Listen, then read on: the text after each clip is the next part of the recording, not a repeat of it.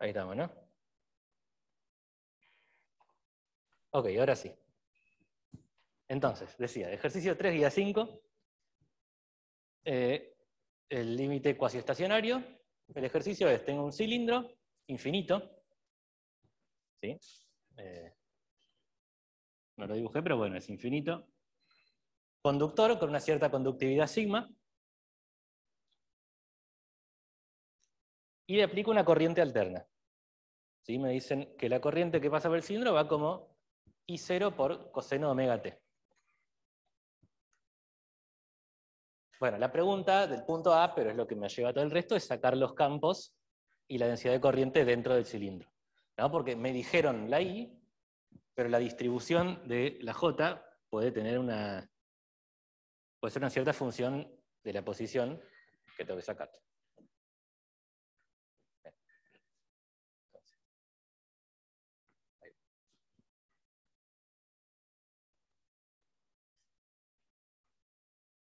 Entonces, todo esto en el contexto de la aproximación cuasi estacionaria, que entiendo que, espero que ya la hayan visto en la teórica, porque si no estamos en problemas, que ya saben que es cuando tenemos campos que oscilan, pero oscilan despacio. ¿Despacio comparado con qué? Y bueno, acá hay un par de escalas temporales. ¿Sí? En general, cuando hablamos de cuasi estacionario nos referimos a comparado con el tamaño del sistema que estamos viendo, ¿no? O sea, el radio A del cilindro me da una escala de tiempo, tau, que es A sobre C, que es el tiempo que tarda la luz, hacer una señal electromagnética de ir una punta a otra del cilindro, y pedir cuasi estacionario es pedir que la frecuencia correspondiente, 2pi sobre tau, bueno, yo también estoy aprendiendo, 2pi sobre tau, sea mucho mayor que la frecuencia de mis campos. ¿Sí? Esta es la aproximación cuasi estacionaria. Y también hay otra relacionada que siempre vienen juntas y ahora vamos a ver, que tiene que ver con la conductividad del material, que en realidad le tengo escrita más abajo, así que ahí le muestro.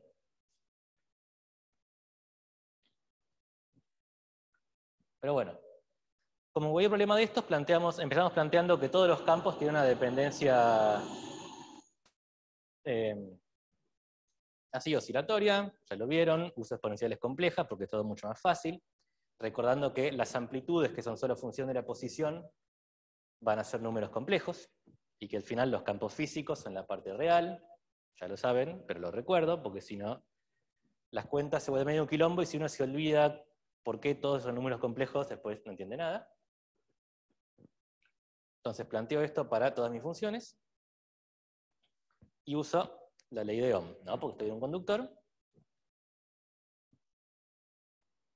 Vamos a suponer que vale la ley de Ohm, que la densidad de corriente y el campo son proporcionales.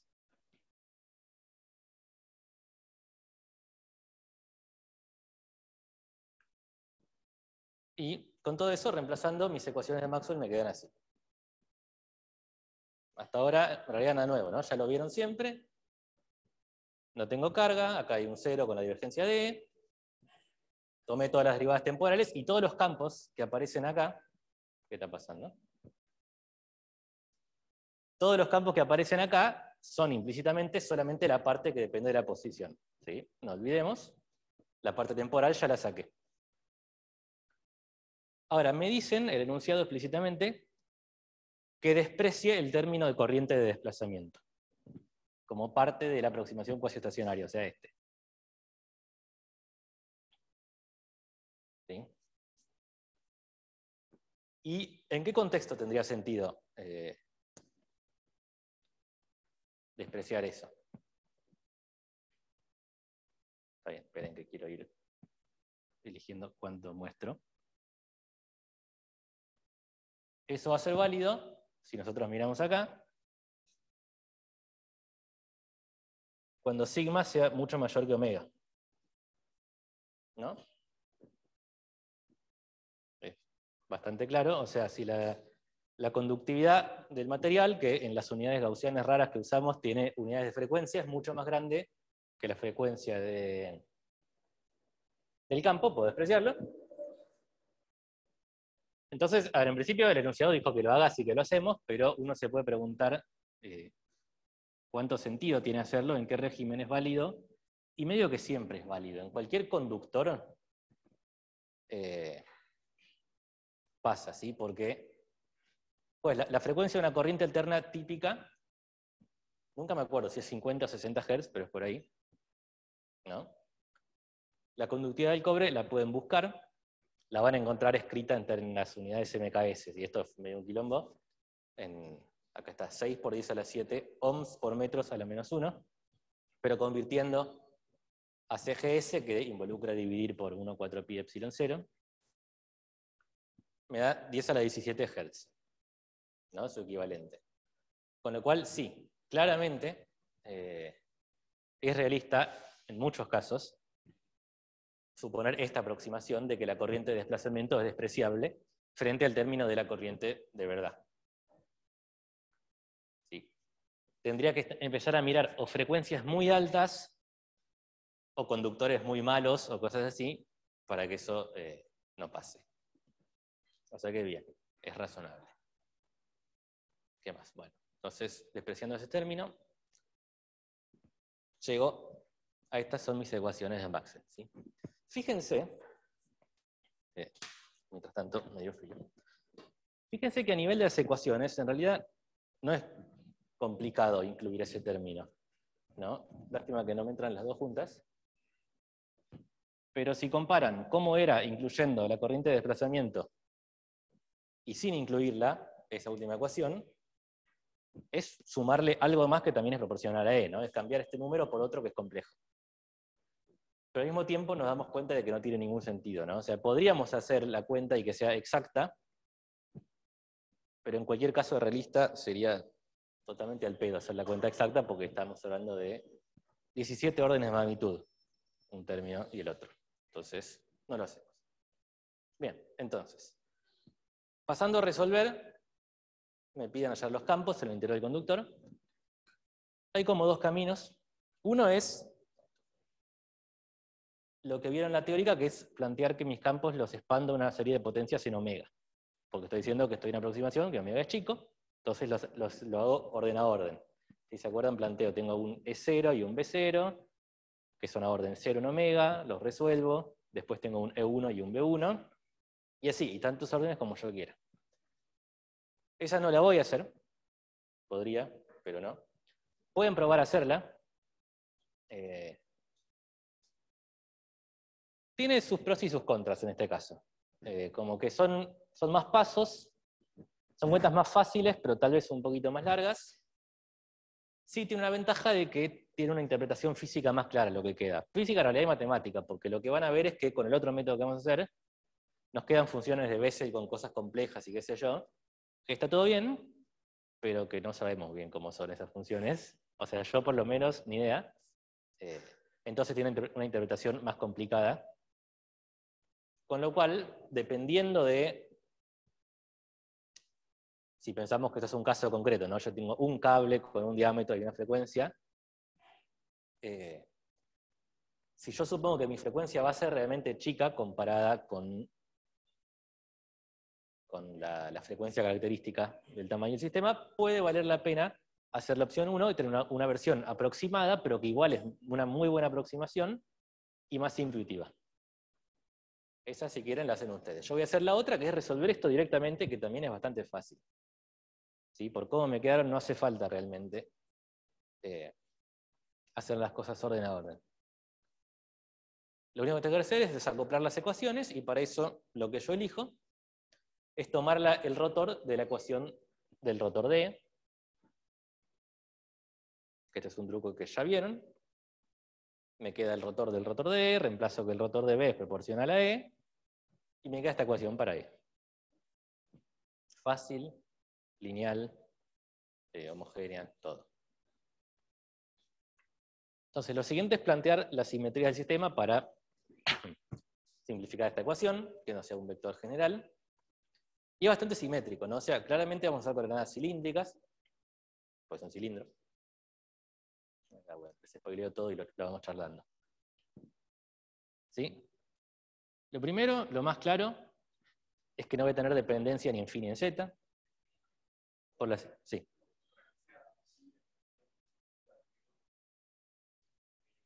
Ah, sí. Perdón. Bueno, eso.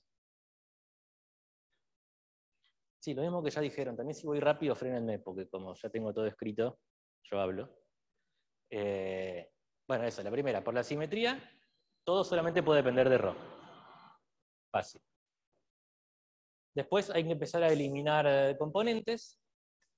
El campo eléctrico no puede tener componente phi, por simetría de reflexión. Sí, estoy yendo rápido porque son cosas que ya sabemos muy bien cómo hacer. Tampoco puede tener componente ρ. Si ustedes escriben cómo les queda la divergencia, bueno, esto sería el 2, y esto sería el 3. Si ustedes escriben cómo les queda la divergencia de algo que solo depende de ρ y, ¿qué dije hasta ahora? Que no tiene componente phi, les queda que tampoco tiene componente ρ. Si además pedimos que sea regular en el origen. Después, el argumento de simetría de reflexión, para B me elimina la componente z, y el argumento de divergencia me elimina la componente ρ. Entonces tenemos un campo E en z y un campo B en phi, ¿no? O sea, si tenemos el J, E por supuesto va a ir a la misma dirección que J, porque son proporcionales. Bueno, medio rari la E. Y un campo B que da vueltas.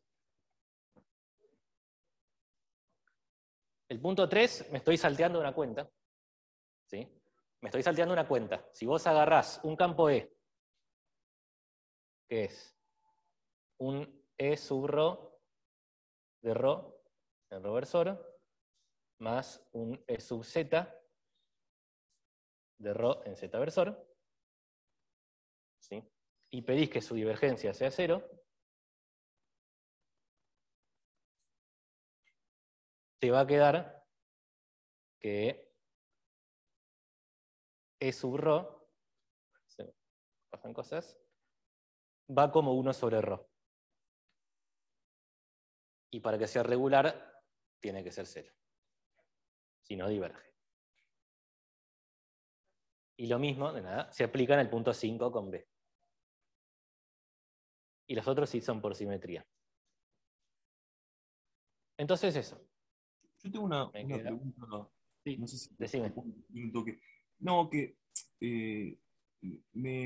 como es una pregunta por ahí más de intuición física, o sea, me suena raro que un cable que está cargado, digamos, es que es cuasi estacionario, entonces yo como que me imagino que como cada T yo puedo pensarlo como una situación estacionaria, entre comillas. No, que no haya un campo eléctrico en dirección radial, digamos.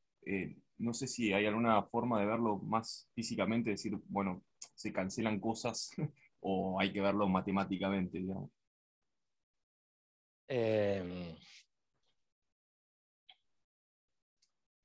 Una más intuitiva es que acordate que el campo eléctrico es proporcional a la corriente.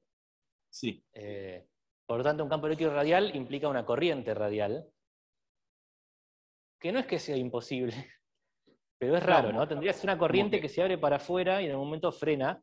Hay una condición de contorno. La corriente no puede, o sea, en el borde tiene que ser tangencial la corriente. sí, No puede tener componente normal.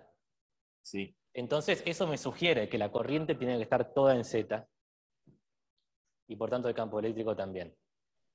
Pero me imagino que Es uno, eso y sí. es esto y el hecho de que no hay cargas. Ah, ok. O sea, la carga total es nula, digamos. Eso. La densidad de carga. Fíjate que estoy usando divergencia de E igual a 0. Ah, ok, ok. Listo, listo, listo. Tengo solo Perfecto. corriente. Listo. Sí, sí, sí. Gracias. Ya nada. Muy bien. ¿Algo más, ya que estamos?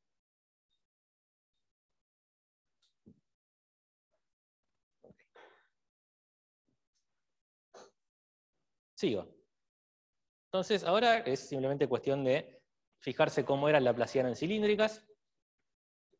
Por las dudas no se olviden, que esto yo siempre me olvido, que en coordenadas que no son cartesianas, el laplaciano de un vector tiene complicaciones, no es lo mismo que el laplaciano de un escalar.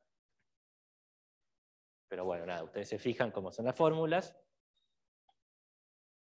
Les queda esta ecuación, donde toda esta combinación de derivadas es igual a un número complejo por E. A ese número complejo lo voy a llamar K cuadrado. En realidad es un número complejo con un signo menos. Lo defino así porque después me conviene. Entonces esto se llama K cuadrado, con lo cual K es esto. O es menos esto, ¿no? Porque obviamente es al cuadrado, pero no me va a cambiar en las expresiones finales si le cambio el signo acá, entonces yo elijo ese signo. Y entonces me queda esta ecuación.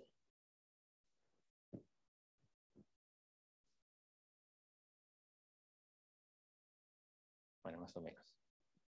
Que la conocemos, ¿no? ¿Qué es esa ecuación?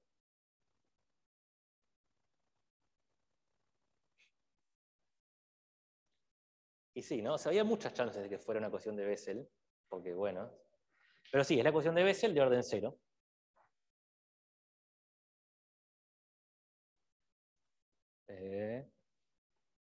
Bueno, paso que tengo acá. Ecuación de Bessel de orden 0. Con lo cual la solución es proporcional a la J0 de K por ρ. ¿Sí? En realidad la ecuación de Bessel no tiene K cuadrado, ρ cuadrado, tiene solamente ρ cuadrado. Entonces ustedes definen un X que es K por ρ. Buenas. Me queda esto. Por supuesto no incluyo la N0 porque esa diverge en el origen. Esta es la solución regular. Y tengo una constante proporcionalidad A que hay que sacar de algún lado. Y entonces, ¿de dónde se les ocurre que podemos sacar la constante de la normalización de... ¿Cuál es el dato que tenemos para normalizar todo? La corriente total, ¿no? Me dijeron que la corriente total que circula es I0 por coseno de omega t. Entonces, ¿qué tengo que hacer? Tengo que sacar la J y pedir que su integral, llego hasta acá, por ahora, sea igual a I0. Acá les puse una aclaración, que es que hay que tener un poquito de cuidado con esto, ¿no? Porque la J es un número complejo, no incluye la dependencia temporal, entonces, si a ustedes les queda duda de si lo correcto no sería calcular la J física con la parte real y después integrar, bueno, da lo mismo, se puede hacer directamente así, se puede mostrar eso. Entonces, bueno, hago esa integral que dije ahí. En cilíndricas es fácil, ¿sí? Nada depende de phi, me sale un 2pi para afuera. Hago un cambio de variables donde x sea k por ρ, para que me quede en forma adimensional fácil para usar todas las identidades que haya de funciones de Bessel. Y por suerte hay una que me sirve. Así que es que todo esto que está acá es la derivada de algo. Así, consejo para la vida, si tienen ejercicios con funciones raras de Bessel, de armónicos esféricos, lo que sean, a veces no hay otra que tener abierta la página de Wikipedia y fijarse cuál es la identidad que me va a servir. Si no hay ninguna, bueno, sospecho que no puedo seguir. En este caso, por suerte, había una, que es esa que está ahí en azul. Convenientemente, todo esto es una derivada. Entonces, todo eso lo puedo integrar fácil. Y me queda algo proporcional a la J1. Y lo pongo igual a I0 y despejo A. Hasta ahí. Me queda esta expresión. No es tan fea como podría ser, pero ojo que K es complejo.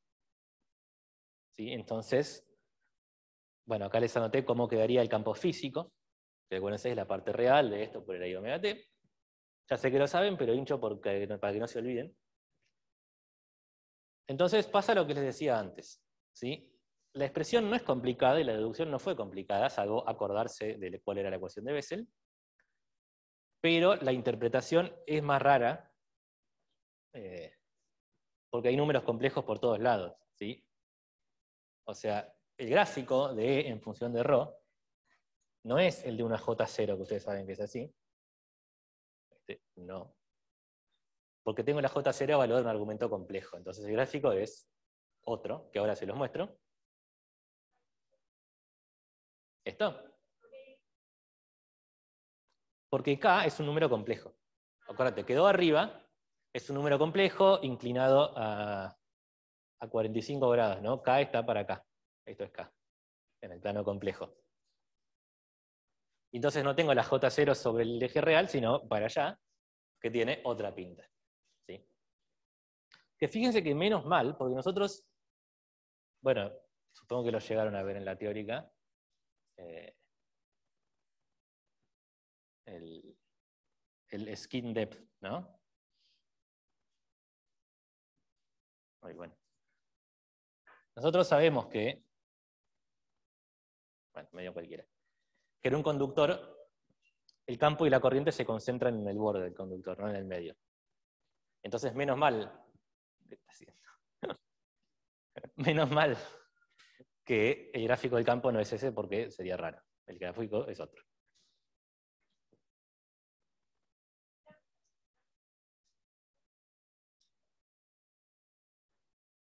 ¿Cómo? No entendí.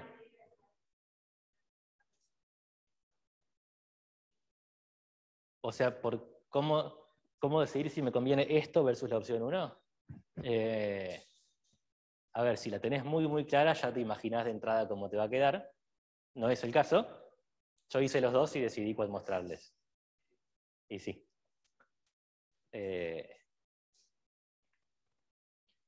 No, pero, a ver, si te pones a pensarlo, ahora que tenemos la solución, y si ustedes vieran cómo queda la otra solución, también les parecería eso. La otra solución, la orden a orden, no involucra funciones de Bessel. Involucra una sumatoria de términos, que son potencias de omega, que si uno se aviva, son la serie de Taylor de las funciones de Bessel. Pasa que andaba a correr de memoria cómo era la serie de Taylor. Era un poco esperable que si yo me mando de entrada a resolver el problema completo en cilíndricas, me quede alguna función, probablemente de Bessel, relativamente compacta, pero con algún número complejo dando vueltas por ahí. Y si yo hacía la otra, me quede una sumatoria de términos más simples. Eso era esperable. Pero bueno, ¿cómo te queda exactamente? ¿Cuál es la interpretación? Y no, hay que hacer las cuentas. Sí. Este caso era fácil, se podía hacer así.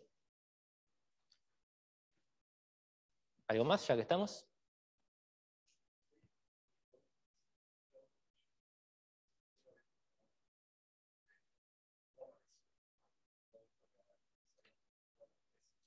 Bien, me preguntan cómo apareció el K en todo esto. Yo lo pasé un poco rápido, pero vuelvo para arriba.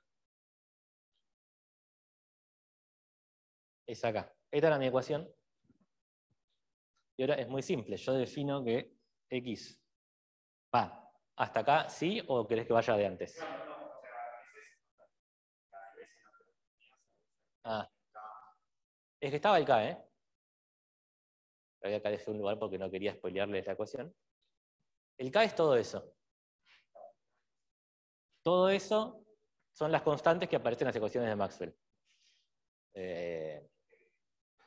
Sí, el 4pi sigma que viene ¿de dónde viene? El 4pi sobre c que viene de... A ver, todo esto es lo que está acá. Salía de esta ecuación. Ahí unía acá.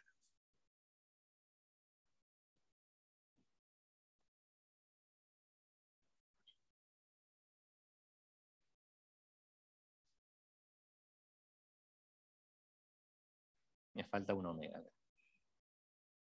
Todas esas constantes salieron de ahí. El sigma por la ley de Ohm, o sea, acá tenés J, el omega por la derivada temporal, el 4pi sobre c porque está en las ecuaciones de Maxwell. Y a todo eso lo llamé K cuadrado. ¿Sí? Ahora sí. Ok. Bárbaro.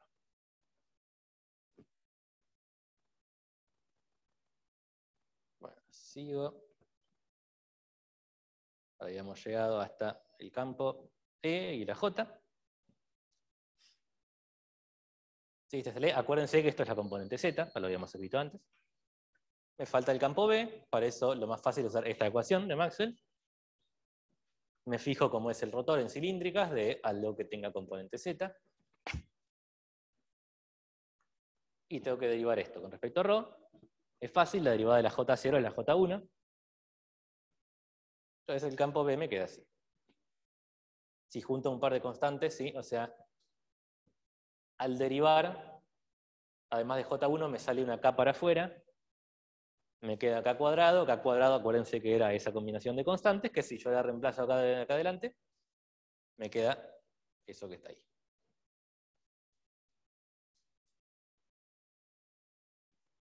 ¿Sí? Y esto fue el punto A. ¿Sí? Uno podría intentar graficar estas cosas con la compu, ¿sí? Con algún programa que sepa cómo calcular funciones de Bessel de números complejos. Yo me quería hacer así re moderno y traerles unos gráficos con muchos parámetros y todo, pero es medio aburrido, porque el gráfico es, uno cambia los parámetros y el gráfico es medio que siempre igual. Así que lo hice a mano, el gráfico es así, ¿sí? O sea, un embole. Nada, si yo cambio la frecuencia, cambio la actividad, cambio cosas, ya se levanta, se baja, pero es siempre así. Y pasan cosas razonables, ¿sí? Ahora sí, el campo es más grande afuera. Tanto el campo eléctrico, que es proporcional a la corriente, ¿sí? Como el campo magnético. Única diferencia, el campo magnético se va a cero en el origen, el campo eléctrico no, pero bueno. Sí, fíjense, un comentario importante. Como ya vengo hinchando, todos estos números complejos. Y esto es el módulo, pero también tienen fase, que no lo estoy graficando. Lo que sí es tal vez un poco inesperado es que esa fase depende de la posición. ¿Sí? Porque todo esto es algún número complejo cuya fase es una función de ρ, en principio. ¿Sí? Con lo cual tengo un caso donde, se me escribieron cosas, la corriente no está en fase en todos lados con sí misma. ¿Sí? O sea, a pesar de la corriente total integrada me da I0, adentro hay como onditas de corriente donde no va toda en fase. La fase de la oscilación de la corriente depende de dónde estoy yo en el cilindro. Era algo tal vez un poco más inesperado. ¿Alguna pregunta del punto A? Sí. Sí.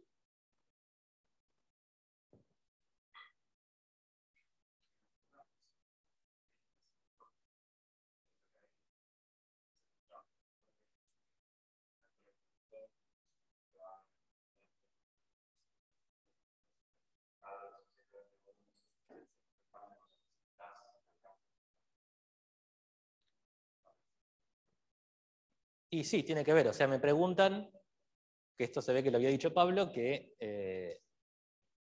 sí, esto es la demostración, si querés, o una demostración de lo que dijo Pablo, que eso es el efecto, el skin effect, efecto, no sé, piel o película o qué sé yo, de que la mayor parte de la corriente circula cerca de la superficie. Es simplemente eso. En el centro no circula mucha corriente, como lo pueden ver acá. ¿Sí? Y sí, una moraleja de eso es que tener un cable macizo y tener un cable hueco da más o menos lo mismo. ¿Sí? Fíjense, ese efecto es todavía mayor de lo que muestra este gráfico, porque estamos en cilíndricas. Y el diferencial de área en cilíndricas tiene un factor de ρ. ¿Sí? O sea que si ustedes quieren pensar, o sea, cuánto aporta cada radio a la corriente total, hay que multiplicar estos gráficos por ρ, con lo cual se hacen todavía más inclinados. Bueno. Punto B. ¿Me faltó algo? No. En el punto B, no puse la consigna, bueno, puede pasar. Me hablan del skin depth, primero la profundidad, no me acuerdo cómo se llama en castellano, el delta, que no lo había definido hasta ahora, pero elijo definirlo así, ¿sí? Como 1 sobre todo esto que acompaña acá. ¿Sí? La definición es un poco arbitraria, ¿no? Como que puede estar el factor de 2pi, puede no estar, en vez de 2, 4, o sea, yo podría haber elegido es un detalle lo estoy diciendo, este número complejo, normalizarlo, dividiendo por raíz de 2, y que entonces acá haya un 4, y definirlo así. Nada, yo elijo definirlo así porque me queda todo más simple. Y entonces me piden que analice cómo queda la distribución de la corriente en los límites en que esto es o mucho más grande que el cilindro o mucho más chico que el cilindro, que el radio. Entonces hay que hacer cuentas, ¿sí? Esto va a ir más o menos rápido porque no incluí las cuentas, porque me parece que no aportaban mucho. Entonces es charlar un poco los resultados y cómo se llegaría a ellos. Entonces en el primer caso me piden el skin depth mucho más grande que el radio. Eso implica, por supuesto, que Rho, que es más chico que A, también es más chico que delta. Es importante para las cuentas. Entonces va a ser relevante cómo son las funciones de Bessel para argumentos chicos, que son así. Y nada, hay que reemplazar y simplificar, ¿sí? Por eso no incluí las cuentas. El resultado es este.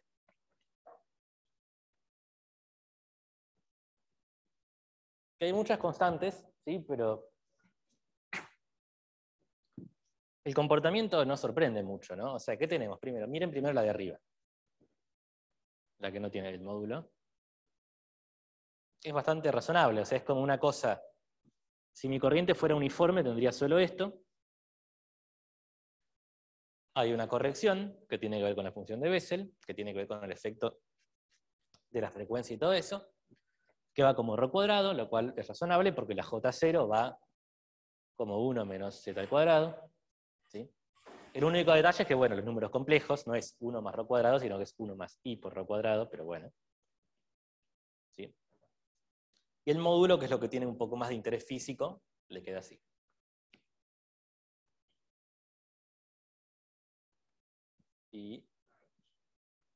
O sea, el gráfico de esto, si lo grafico, es como el mismo gráfico que antes.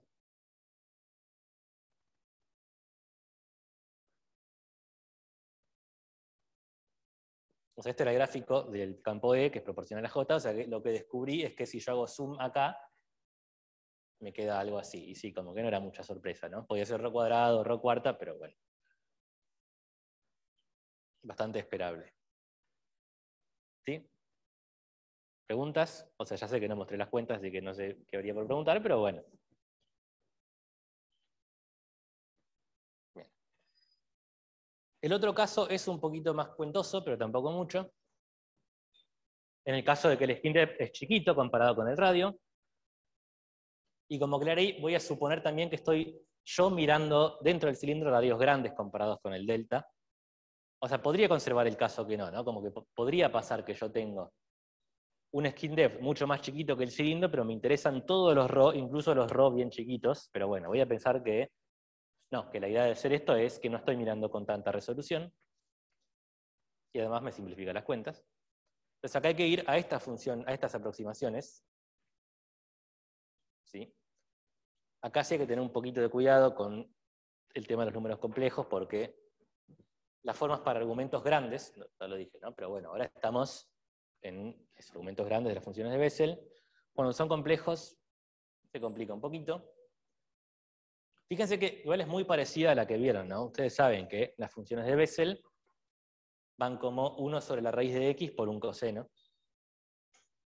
Pero bueno, esta es la versión para números complejos en el rango que a nosotros nos interesa. Cualquier duda, consulten Wikipedia. Sí.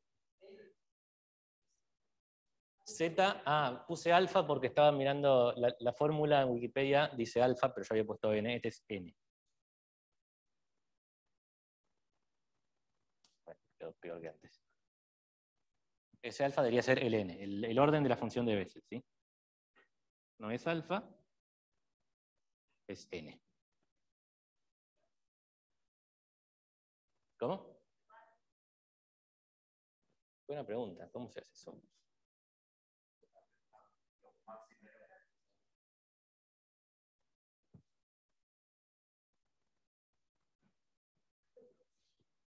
Bueno, sí, ahí tenés. O sea, vuelvo a este alfa tiene que ser una n. ¿Sí? Bueno, igual lo tienen todo ahí escrito, después es una versión corregida. Bueno, nada, borro porque sigo. ¿Puedo volver al otro zoom? ¿Puedo volver al otro zoom? ¿Puedo volver a alejar? Ah, sí, pasa que medio que no entra. Bueno, está bien igual, sigo así. No te preocupes, sigo así. Y bueno, me quedan cosas un poco más raras, pero me queda algo. ¿Sí? Lo importante acá, lo interesante es que para radios grandes la magnitud de la corriente crece exponencialmente. ¿Sí? Lo cual solo refuerza eso que ya venimos diciendo muchas veces, de que la corriente se concentra cerca del borde. Acá lo tienen mostrado bien claro, ¿sí? Cuando el skin depth era era grande, el efecto era cuadrático. ¿Sí? Entonces tal vez no se nota tanto. O sea, hay un poco más de corriente en los bordes que en el centro, pero no tanto. Obviamente todo depende de los números concretos, pero bueno. Cuando el skin depth es chico, tengo una película chiquita en el borde, el efecto es exponencial, es mucho más grande. ¿Sí? A medida que me acerco al borde. Acá no reemplacé quién es delta en función de los parámetros porque no me aportaba mucho. Lo dejé como delta.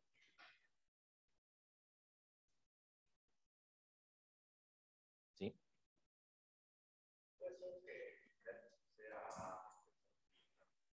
Probablemente sí, skin depth es espesor pelicular. Creo que el ejercicio lo llama así y supongo que en castellano se llamará así. Bueno. No mucho más para decir acá. ¿Sí? ¿Alguna pregunta más? Antes de pasar al C. Me pedían la corriente para estos dos regímenes. Acá está.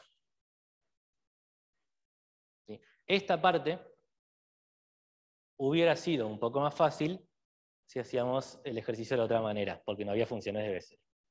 Había cosas más fáciles. Nada, les comento. Lo siguiente que me piden es que calcule la potencia disipada por todo esto en estos límites y con eso la resistencia efectiva de mi cable. ¿Sí? La lógica es que yo puedo calcular, sabiendo la corriente, sabiendo que esto obedece la ley de Ohm, si tiene una conductividad, tiene una resistividad también, se pierde cierta energía, y con eso puedo definir una resistencia para el cable entero. Entonces, ustedes saben, la potencia disipada por unidad de volumen, en general, tiene esta expresión, J por E, pero ojo que son los campos de verdad, reales, físicos. Y hay una cuentita, que tal vez ya recuerden de Física 3, de cómo funciona, o sea, tomar promedios de productos en corriente alterna, ¿no? Esto oscila con el tiempo porque los dos campos oscilan por el tiempo. Si yo tomo su promedio en un periodo, eso lo puedo calcular con esta expresión, usando los campos complejos. Es una cuentita, muy rápida. ¿Sí? El factor de un medio sale porque el valor medio del coseno cuadrado en un periodo es un medio. Entonces, si ustedes plantean que tienen dos campos que son amplitudes complejas por igual a I omega t, le sacan la parte real, lo multiplican, integran un periodo y dividen por el periodo, ese valor medio se puede calcular directamente así. Acá no hay ninguna integral, porque esto no depende del tiempo, es solamente la amplitud compleja. Entonces, más conveniente.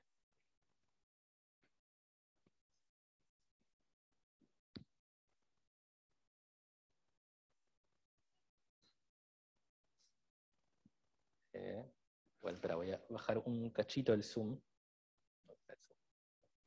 Bueno, no voy a bajar nada el zoom porque no lo encuentro. Esto es por unidad de volumen. La potencia disipada, ahí dije total, en realidad es por unidad de longitud. Es integrar esto en la superficie, en la sección del cable. Y si yo saco eso, puedo sacar mi resistencia equivalente. ¿Sí? Con la fórmula de F3 de la potencia disipada por una resistencia con corriente alterna. Ojo, por eso el factor de 1/2. Entonces, el plan es este, solamente hay que hacer un par de cuentitas. ¿Sí? ¿Hasta acá me siguen? Entonces, volviendo a las fórmulas que teníamos antes, el caso 1 de delta grande, bueno, tengo que sacar el módulo al cuadrado de J, me queda esto. Lo tengo que integrar, es fácil, ¿sí? Porque al haber hecho la aproximación no tengo funciones de Bessel, tengo potencias. Sale, es un toque, ¿sí? Me queda así. Ahí. Así me queda la potencia disipada por unidad de longitud. Y entonces la resistencia efectiva también por unidad de longitud es esto. Que tiene bastante sentido, ¿no? Eso es, también es lo que esperamos. ¿Qué es esto? Esto es, si yo agarrara, o sea, esto es sigma. 1 sobre sigma es la resistividad del cable. Entonces sería, si yo multiplicara todo eso en el área del cable, y tengo una corrección por estar en corriente alterna. ¿Sí? Que se puede reescribir así para que vean de qué orden es. ¿Sí? Es una corrección en A sobre delta.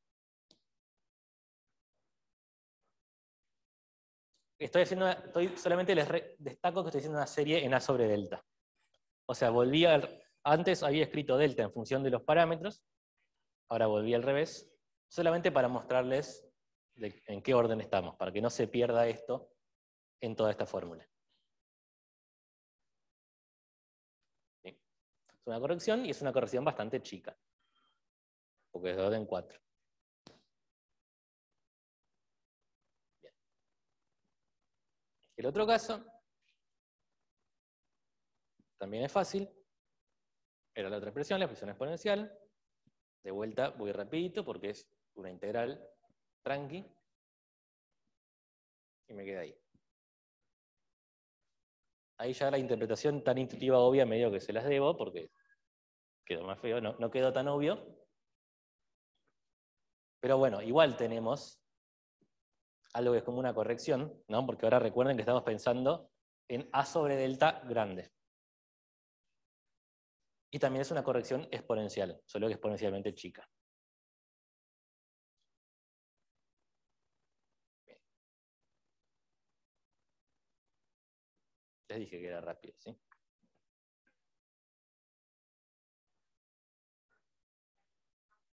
No te escuché, perdón.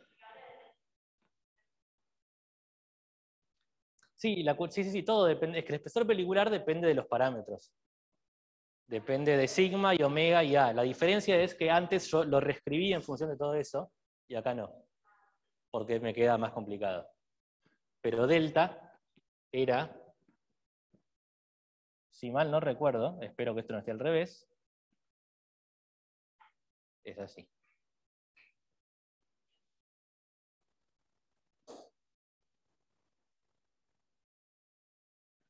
¿Sí? Entonces, esto es solamente una cuestión de la notación. En la otra fórmula, si yo reemplazo eso, me queda más fácil. En esta, si yo reemplazo eso, me queda más feo, entonces no lo hice.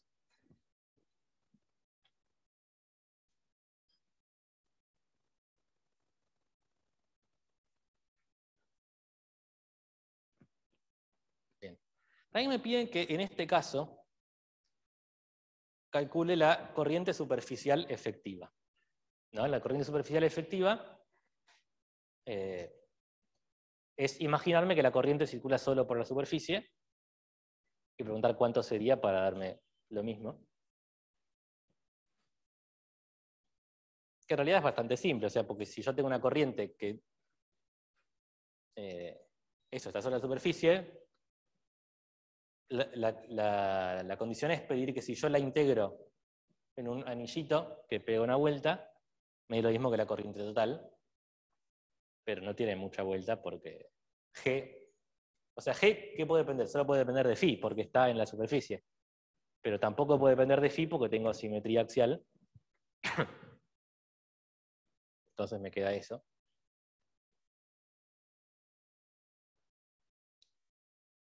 ¿Sí? Lo que pueden probar a hacer, pero me parece que no sé si las cuentas salen, es, o sea, la otra sería, en vez de deducirlo así, re gracioso, no, yo quería moverme, sería decir, bueno, esto tiene que ser igual a la integral doble de j, ¿sí? Que es una integral en el radio y una integral en phi, entonces calcular g como la integral en el radio de j.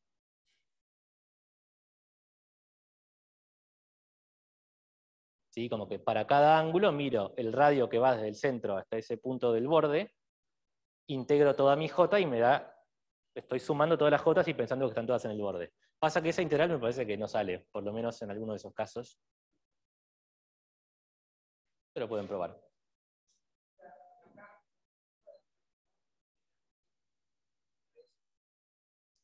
Acá. Sí, este de L sí, es una curva en ρ igual a A, en el borde del cilindro.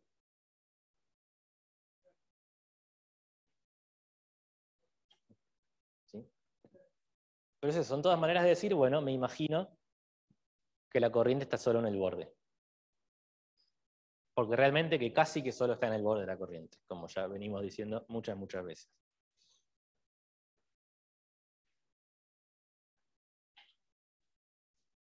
Bueno, y ya casi terminamos.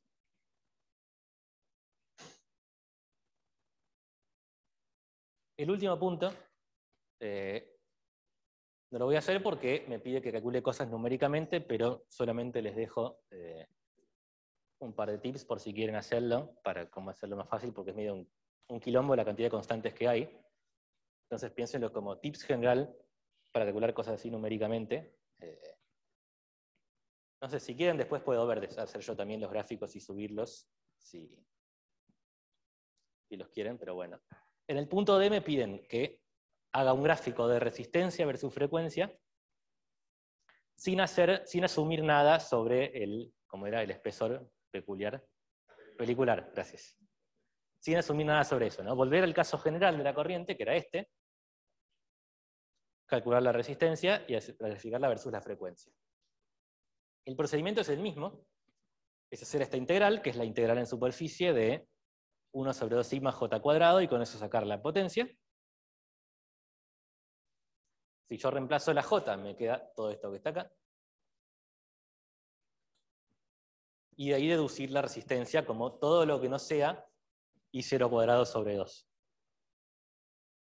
Es el mismo procedimiento que antes, la diferencia es que tengo esto que calcular. Ahora numéricamente, entonces mi sugerencia para hacer esa cuenta es ponerse a pensar qué parámetros tengo yo, ¿no? Porque acá a priori hay 3 parámetros, que son A, sigma y omega. La velocidad de luz está fija, por suerte. Pero lo que suele pasar en este tipo de problemas es que, a ver, es análisis dimensional, ¿no? Las cosas dependen de las combinaciones adimensionales que yo me puedo armar. Entonces, hacer las cosas numéricamente ayuda mucho a hacer ese análisis dimensional, los cambios de variables que sean necesarios y a dimensionalizar todo lo posible para ordenarme. Entonces acá a mí lo que se me ocurrió hacer fue definir esta variable x como ρ sobre a. Si voy a hacer la integral, me pareció razonable medir ρ en unidades del radio del cilindro. Y me queda por todos lados esta constante, que tiene unidades de frecuencia, y que la voy a llamar omega 0. Entonces la R me queda esto. ¿Sí? ¿Y cuál es la ventaja? Que se me separó todo de acuerdo a las unidades, ¿no? Tengo una cosa acá adelante, que es el mismo factor de antes, lo que sería la resistencia si no hay efectos que dependen del radio, si es todo uniforme. Y después todas cosas que dependen solo de omega sobre omega 0.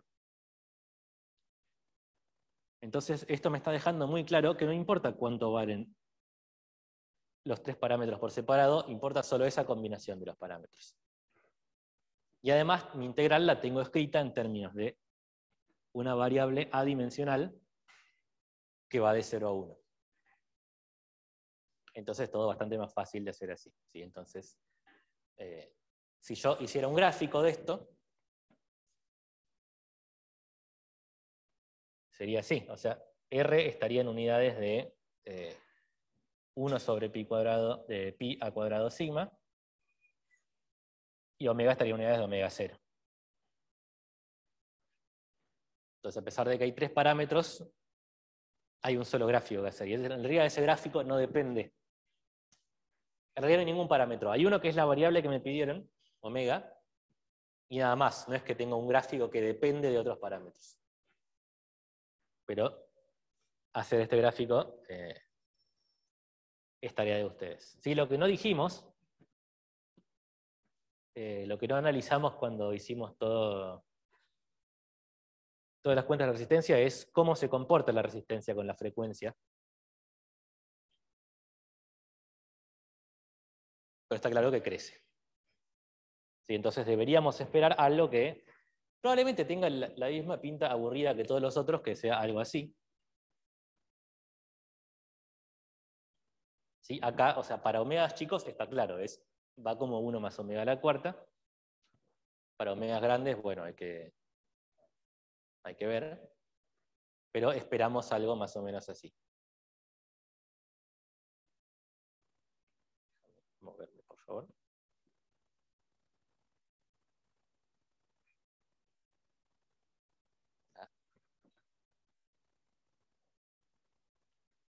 Es jodido el amigo, ¿eh?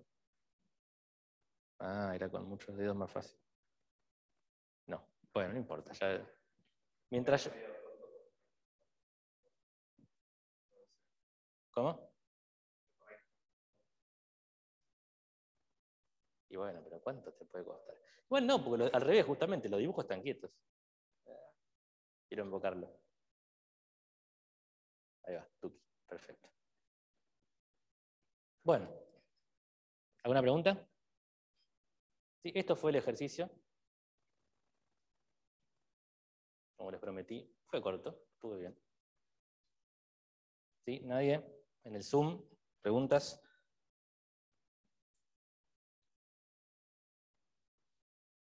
Bueno, eso es todo entonces, ¿sí? Les queda, si quieren de tarea, el grafiquito numérico.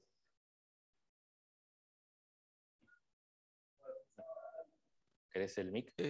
¿Querés el mic? Ok, bueno. ¿Te puedo preguntar algo, Javier? Dale, a ver, del ejercicio. Sí. Y a ver, decime, y después seguimos con lo de parcial. Dale. No, es una cosa nomás de cuando hiciste los gráficos para E y B, para el ejercicio anterior, ¿eso como que lo sacaste numéricamente o pudiste llegar a algunas presiones Sí, sí, para... sí. No, también numéricamente lo que pasa es que a veces cuando es solamente hacer un gráfico uno no lo llama hacer una cuenta numérica. Pero sí, lo hice con el matemática, que le pedí que me grafique la J de cosas complejas. ¿Sí? Está bien. Podría haberme fijado, no sé, podría haberme puesto a deducir cómo tendría que ser buscando alguna fórmula rara, pero no, lo hice con la compu. Está bien. Sí, te preguntaba porque como tenías el K complejo, entonces ahí me perdí un poco, No, pero... no, yo ni idea cómo eran las J de cosas complejas, lo hice con la compu. Está bien, está bien. Gracias. De nada. Bueno.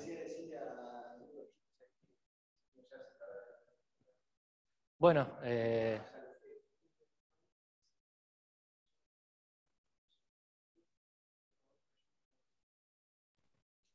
dale, bueno, entonces acá me dice Matías que hagamos lo de los rooms. Sí, no sé si quién está, Emilio o Pedro ahí para hacerlos.